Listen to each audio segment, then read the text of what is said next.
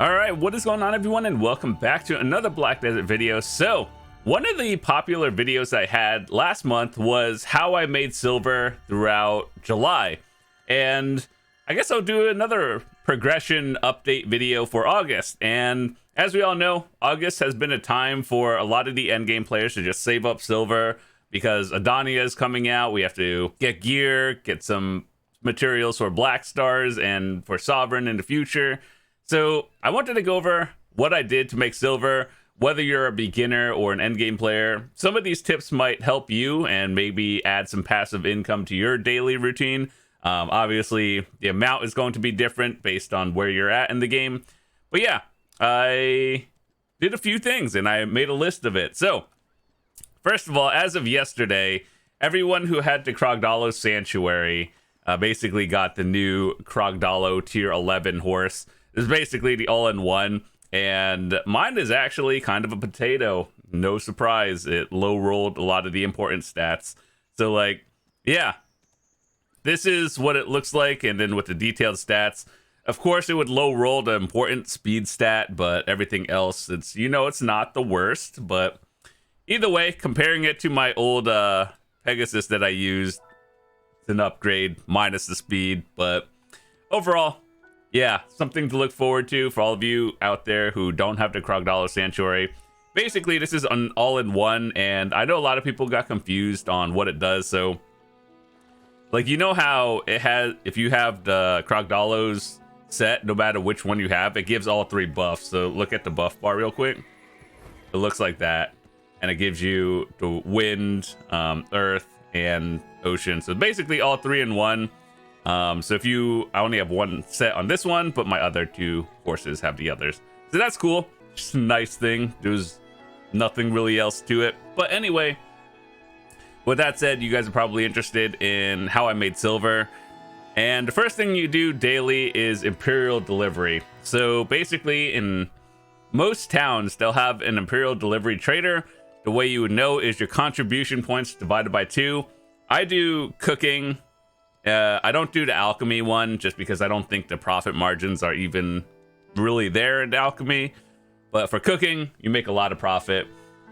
And so for like a 2-minute activity, after material cost and everything else, I think I profit about 130, 150 million silver for a 2-minute activity every day. That's cool. Next thing I do is, let's see, what did I write? I actually changed up all my workers and tried to get them all to Artisan. So I made a video about this the other day, and basically about 99% of them are all Artisan workers.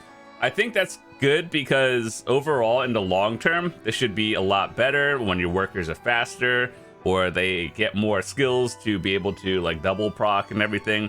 Basically, it's more passive silver in the long term. I spent a lot of energy on that, and I think going forward, that's something all of you guys should do as well.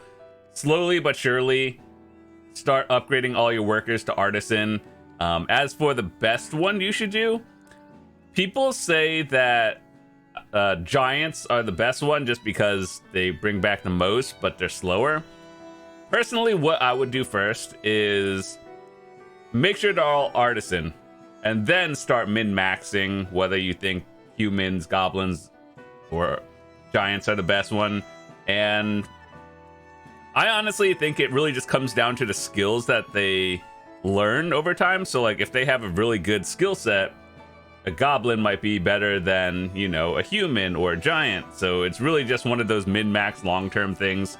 But ultimately, you just want the work speed to be, you know, higher, so then you get more passive silver over time. So that's one thing I would recommend you guys to start working on. And 155 workers, and most of them are Artisan. So yeah, that was a long-term project for me, and I hope going forward that it's just going to, you know, slightly be more silver every month. All right, so the next thing I did was the weekly Pit of Undying. So as we all know, the Pit of the Undying is usually a daily thing. And a few weeks ago, they made it, a few weeks ago, they changed it to be a weekly thing, which is actually really nice and convenient. So now that you do Pit of the Undying, you basically just get a little bit more or less weekly. So if you do Tet, for example, it scales differently, and I think if you don't proc the extra one, you get less Cronstones daily, like in the whole thing, than you would do it daily from previously. So it's one of those things, you only have to do it once, but you could get less, get more, depending on if you get the lucky proc. So either way, this is something I would recommend all of you guys do weekly now, even if you haven't or have been doing it daily. So around that's about 400 to 500 crons, depending if you do Tet or Pen. And so once a week, free bill and a half for about a 10-15 minute activity. Always nice. And if you're a sailor out there, you could always just get the crow coins. Those are always good, but I think Cronstones are usually just the best choice for everyone. So that's something I'd recommend everyone doing. And the next thing I want to talk about is the different life skills that I do. So as we all know, we currently have an event going on. So if you're a grinder, life skiller, there's a lot of item drop rates going on. So you should be doing something, whether it's AFK fishing or all of that. So I want to talk about the different life skills that I have been specifically working on throughout August. Gathering is something that I do pretty regularly, and I think it's low-key good. So let's talk about this. Why is gathering currently very good? So let me see. Let me show you this one. So as of now, we're all saving materials because we need Capra stones for, you know, upcoming Sovereign, and of course black shards or the black crystals. These black crystals are at a like the all-time high for the past month, and so if you gather a little bit, these are at like 6 mil each, maybe after taxes. So yeah, these actually do add up. So combining like an extra, you know, 600 to 1 billion silver on top of whatever you're gathering, whether it be like timbers or, you know, saps or bloods.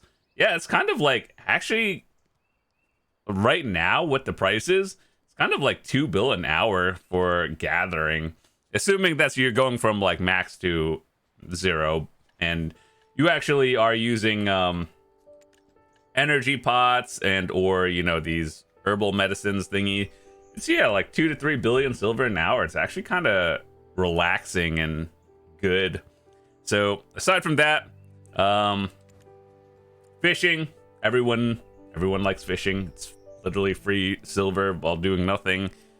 And then a few other things I've been doing is I've been actually doing a little bit of training because, well, obviously the new horse came out and we want to level that one up, but also I actually just wanted to start pushing this one a little bit. I want to get it to Guru eventually. It's just time consuming. And aside from that, just whenever I'm doing anything else, probably cooking and processing, leveling those up slowly and just making silver over time with that one. But if I were to recommend anything right now for August, it would be gathering, because all the raw materials are like at an all-time high, and then combine that with fishing, you're probably making like, you know, 3 to 5 billion silver a night from very minimal activities. And then if you grind on top of it or do any other life skills, just playing the game, you could be looking at about, you know, 10 billion silver a day, maybe more depending on your grind time. But yeah, even with minimal gathering, if you turn in all the stuff and you just go for black crystal shards, that's at least 1 bill an hour. Even on mid to low end mastery, you'll still get a decent amount, so that's always good. And then of course, you know, getting crons from the Pit of the Undying is always nice. And then finally, when it comes down to stuff that isn't life skills, grinding. As we all know, the past month or so has been a big change in AP, so I've been kind of just more or less testing different grind spots and everything. And so I have a few videos coming up about that in the future, like best spots for Agris or like XP. I've been like, you know, not recording, but just still testing all these spots. That way I have an accurate data to share with all of you guys. So hopefully that should be done when it's done. And I got a few more spots I got to test before I can make a video about it. But that should be coming soon. And yeah, a lot of people have been asking me, like, what is the best spot for X amount of AP that you have? Here's what I'd give you. Without knowing any of your gear, sort by optimal AP. And then what you want to do is, if it looks like this by default, click the sword and shield. And you look at this effective limit. Scroll down by AP order. And then you see how this is like going up. Yeah, whatever your number is, try a spot around that area.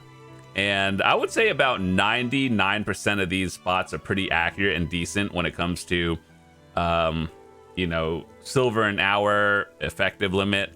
So whatever AP you're at, just open the Monster Zone tab, sort by optimal AP, ascending or descending, it doesn't matter.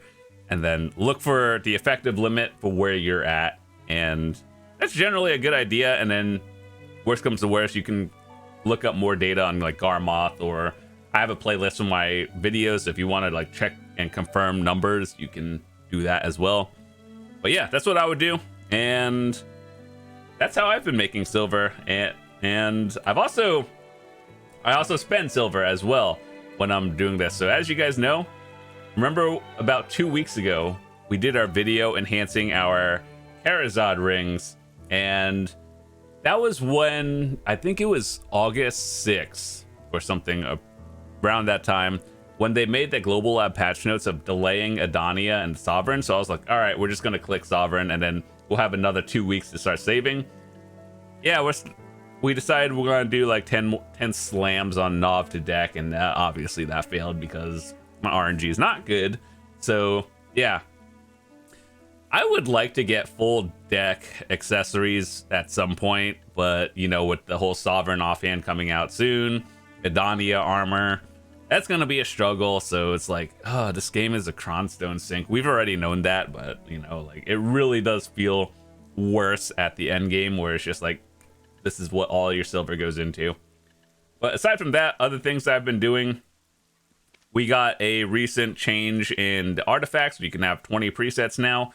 So I have a video talking about all of this stuff and what I used. I added some new things and also changed up a few things. So if you want to look at that, we have all the updated things and Lightstones artifact combos for all the life skills and PvE, PvP, and these are going to be the next few for Edania, like species damage and whatnot. So we'll test all of this stuff, and that's about it.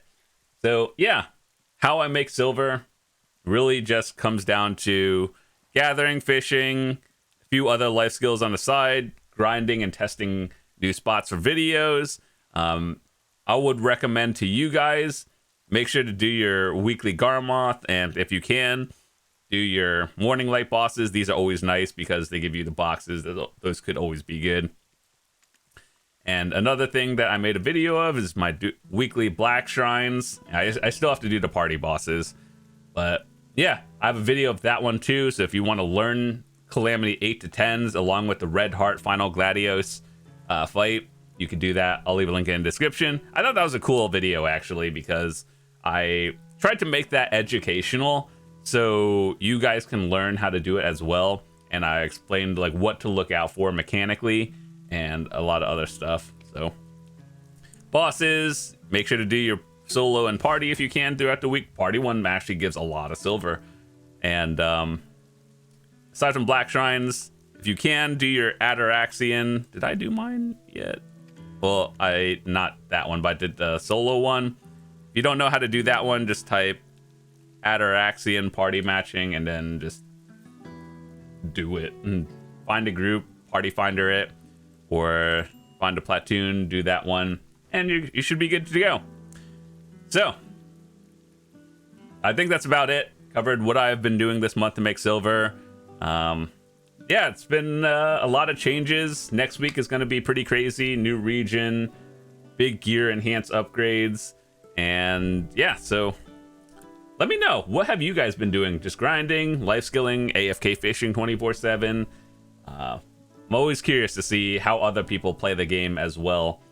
So yeah, with that said, that's all from me today. Thanks so much for watching. I'll see you guys tomorrow. If you have any questions or anything, please drop it in the comments, or you can join the Discord if you need gear help and everything. Happy to point you all in the right direction, and I will see you guys later. Peace.